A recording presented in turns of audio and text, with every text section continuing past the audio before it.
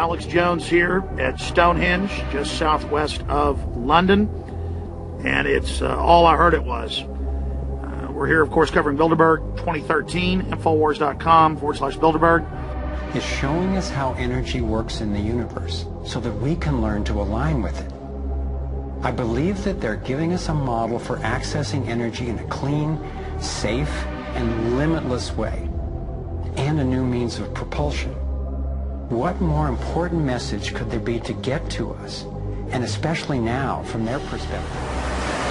Crop circles are points of the Earth's surface, which of course are not on the illusion, but they're in the oceans, up mountain sides.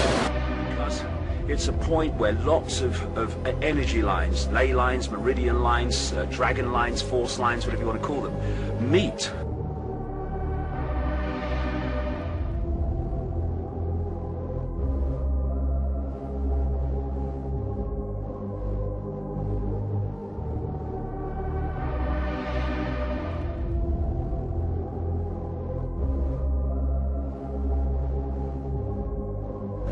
And if you can access and interact with these massive vortex. Around this earth is a magnetic field. It's made up of streams of energy which crisscross and crisscross and crisscross. And when they crisscross and times, they form a vortex. Points where all these lines cross and whip up this massive vortex, then you can access and tap into that power. And so they used to build their cities because they're you know, say every Inca person knew all this, no, but the initiates did, and so they located places on the basis of this energy grid, and therefore the vortex points which has this power which they can tap into if you know what you're doing.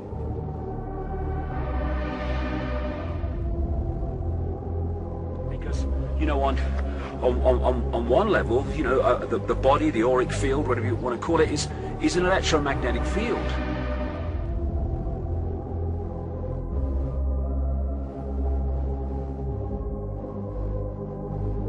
And these vortex points and these energy lines are electromagnetic energy, and at that level you can interact with them and you can absorb their power, absorb their knowledge, absorb their information.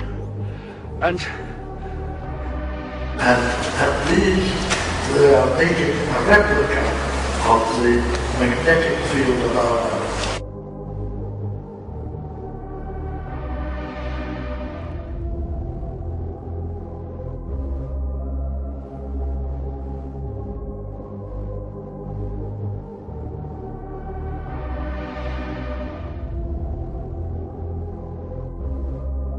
When I saw the coherence between the crop circles and the ancient encodings, I thought regardless of whoever created them and wherever they're from, there must be an important purpose to these designs.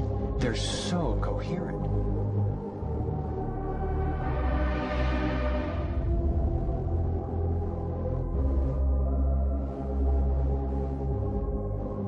The work of the spacecraft, and their work is the development of a new technology of light on planet Earth, which of course they have centuries in their own planets. Like McAdoo said earlier, and then it's like drawing you into it, and the ancients thought enough of it.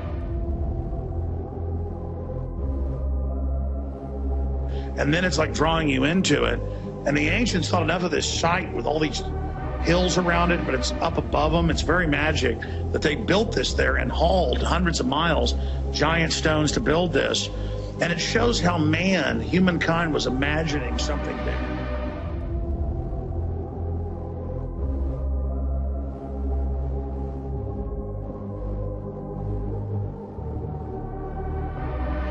The human potential to build spacecraft and computers and helicopters and all of this would show the creativity of humans, that they would pick up on this magnetic line and just with the energy of the earth.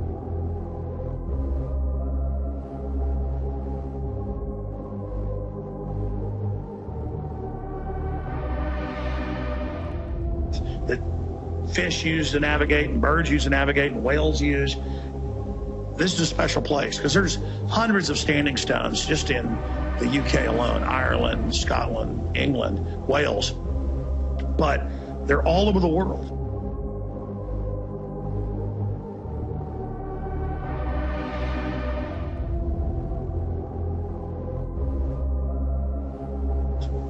And people talk about these. David Icke talks about being in Peru at some standing stones, and that all the stuff was like downloaded to him. He was like a major BBC presenter making £1 million a year, and he went off on this thing.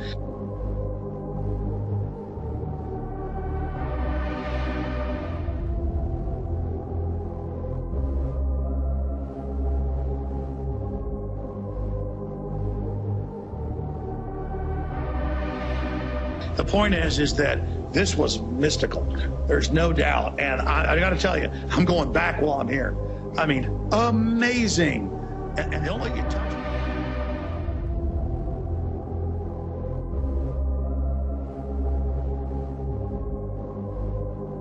Question, can you tell us about UFOs? My sister, before my wife came around, used to be leader of the state of Ohio, the high priestess there, of the whole state. And her little pastime was calling up, supposedly filling the sky with UFOs and watching everybody's excitement. And some of the most outstanding sightings were in the early 70s in Ohio. And she used to laugh about it because she'd be standing in a circle out in the field somewhere calling up demons.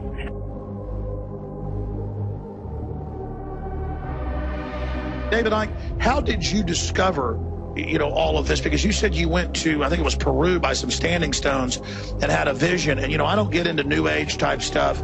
I don't even believe in all that. I went to Stonehenge and walked across a line thinking, oh, this is boring, and instantly felt energized. Is that what we're talking about?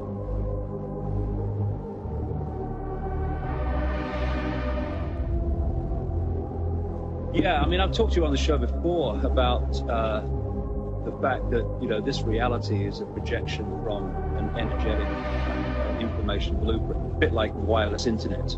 And you believe that scientists have found now that it's a computer program, that's the hack. Yeah, that's the hack. But the thing is that the energy that you felt, see, the Earth has an energy field. We all know that. Everyone accepts that. But it is interpenetrated with a network of lines. They're known in Britain as ley lines or meridian lines. These are lines of force. Now, where many of these lines cross, think of it as a web. It literally is a web of energy, electromagnetic energy. So where lots of them cross... That's how birds navigate. Yeah, well, yes, these are the electromagnetic fields. By the way, it's now been proven that we all have these cells in our brain. Yeah, these are the electromagnetic fields that they use to navigate. And so many other things happen that are called paranormal science.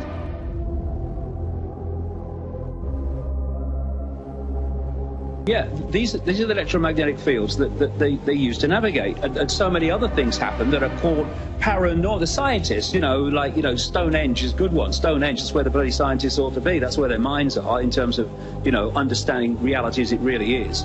But the scientists kind of dismiss that, so they're going, this is a mystery. But when you understand you've got this unifying field which unifies everything, suddenly the paranormal becomes perfectly bloody logical.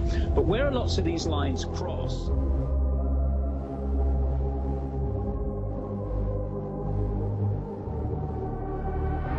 if you can access and interact with these massive vortex points where all these lines cross and whip up this massive vortex. Beings of energy which crisscross and crisscross. And where they crisscross and contact, they form a vortex. And these vortices have their chakras. Vortices in the magnetic field. This has been replicated.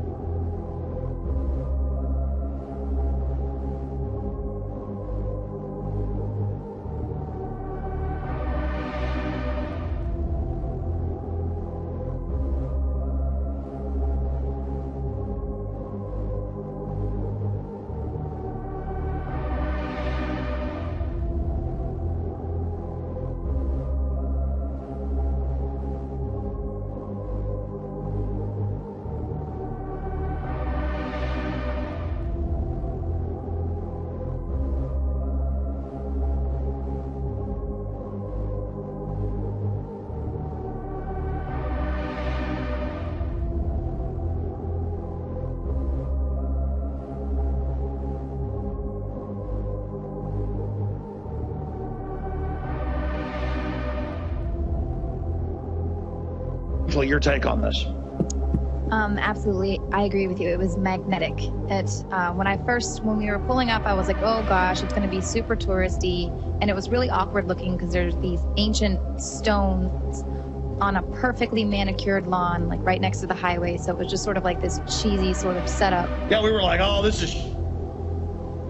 Yeah. And walking up on, I was like hit by a thunderbolt. right. And then you just walk up and you walk across this line and for me, it felt like my stomach just sort of dipped like a roller coaster. It was like, and then once you kind of cross that threshold, it was just this really strong force that just pulled you toward it.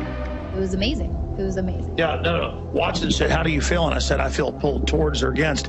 And the tour guide, he was like a professor that goes out there, volunteers once a week. That's who they have each day as a different professor. He was a professor of Celtic culture, or I guess Celtic culture. And he said, I don't have the gift. He goes, actually, I'm surprised 3 of your 4 group have it. Not many people have it. He goes, it's some kind of magnetic thing. He goes, I sit here. So he was waiting at that point. He goes, that's why I sit here, is to see who hits it. Because nobody tells you, there's no marker. As you're walking, you're already by it. You walk by a point, you go, whoa. Watson, what was it like for you?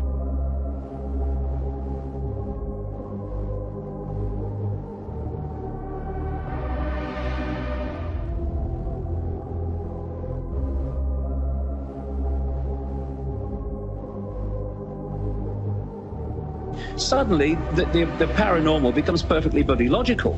But where lots of these lines cross, a massive vortex of energy is created. And if you do things in that vortex, you affect the Earth's energy field in a much more powerful way. By the way, I thought it was a joke, had forgotten it was on the phone and walked across the lawn.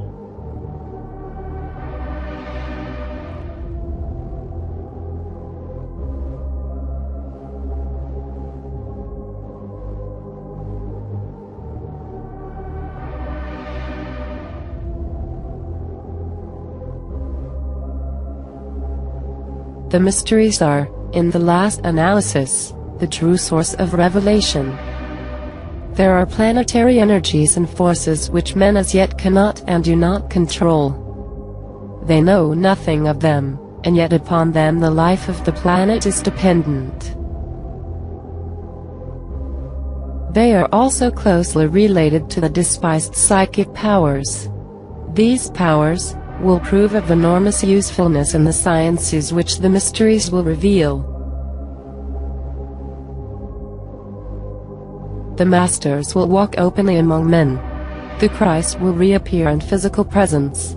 Another thing that will happen will be that the ancient mysteries will be restored. The ancient landmarks will again be recognized.